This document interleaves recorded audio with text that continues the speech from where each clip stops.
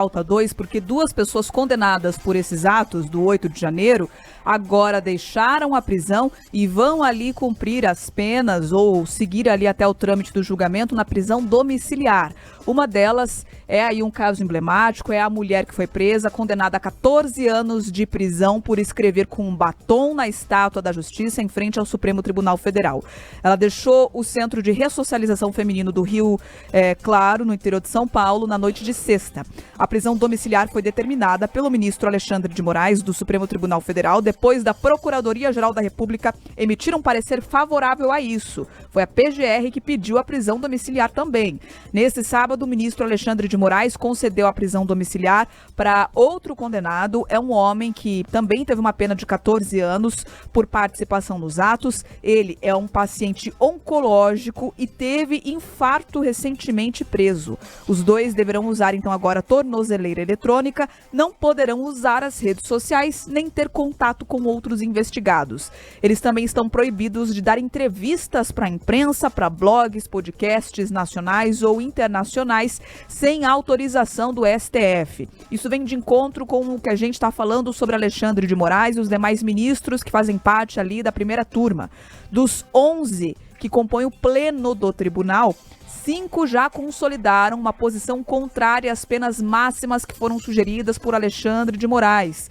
Ele que é o relator de mais de 1.600 ações ligadas aí aos atos do dia 8 de janeiro. Alexandre de Moraes, que a gente sempre vê com uma postura de ministro que gosta de dobrar a aposta. Quando confrontado, vai lá e apresenta uma decisão ainda mais acirrada. E nesse momento, com a articulação acontecendo dentro da Câmara Federal, com o reflexo também batendo ali a partir da opinião e das ações do Luiz Fux, a gente começa a ver um Alexandre de Moraes mudando, nem que seja em apenas 2 casos, 2 condenados, um ponto de vista. É uma espécie de recuo já, Rafaela Moron, por conta do termômetro do que está acontecendo fora de Brasília, fora lá do STF, ou realmente são casos isolados que o ministro resolveu olhar diferente?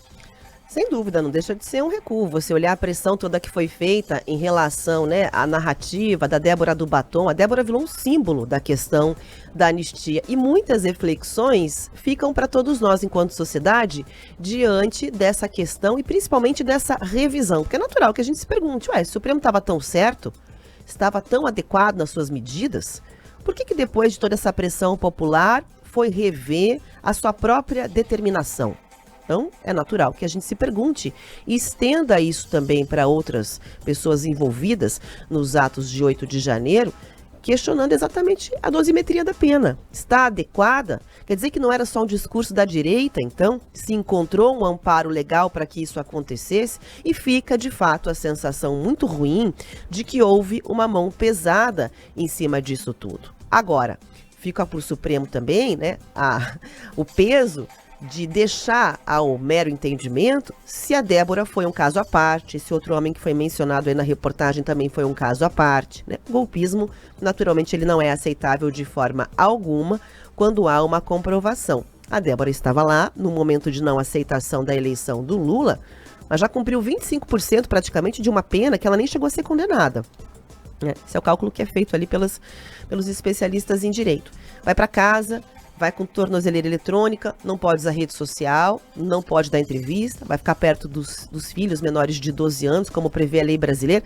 Essas medidas não poderiam ter sido adotadas já desde o começo? O que aconteceu agora, os 45 do segundo tempo, né, do discurso de que havia o entendimento e consciência de que aquele ato era um ato para destituir um presidente eleito da República, de que era um ato de golpe, ele tivesse uma revisão interna. Então, o que acontece é o seguinte, né, a leitura de que não, o que foi feito é porque o Supremo agora sentiu a necessidade de esvaziar ali o simbolismo que a Débora teve para evitar uma contaminação, né, dos demais nomes que serão julgados, para que os outros não sejam questionados.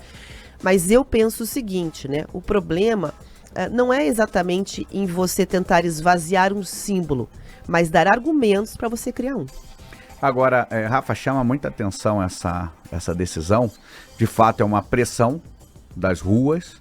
o Supremo vem sentindo ela, por isso já tem essa adesão que eu comentei há pouco ali por parte de alguns ministros do Supremo Tribunal Federal. Agora, chama muito a atenção essa parte da decisão do ministro Alexandre de Moraes, que ele proíbe esses dois, em especial aqui, condenados do 8 de janeiro, a dar entrevista para imprensa, para blog, para podcast nacional e internacional sem autorização do Supremo Tribunal Federal. O que uma coisa tem a ver com a outra? Qual que é o problema da pessoa que está sendo julgada ali falar com a imprensa? Não pode? Qual que é o medo? O que o ministro Alexandre de Moraes está com receio de que a Débora fale? O que ela pode falar que o ministro não vai gostar? Ela, claro, vai ser responsabilizada pelo que ela falar numa entrevista, num blog, em que seja. Se ela acusar, levantar suspeita sobre alguém, acusar alguém de crime, ela vai responder por isso. Agora, proibir, isso é censura. Cadê as nossas instituições? Cadê direitos humanos? Cadê a Ordem dos Advogados do Brasil? Cadê os juristas? Referências nesse país? Ninguém vai falar sobre isso? Então a Débora sai com tornozeleira eletrônica, não pode dar uma entrevista? Que medo é esse? O que ela tem a falar que o Supremo Tribunal não quer deixar?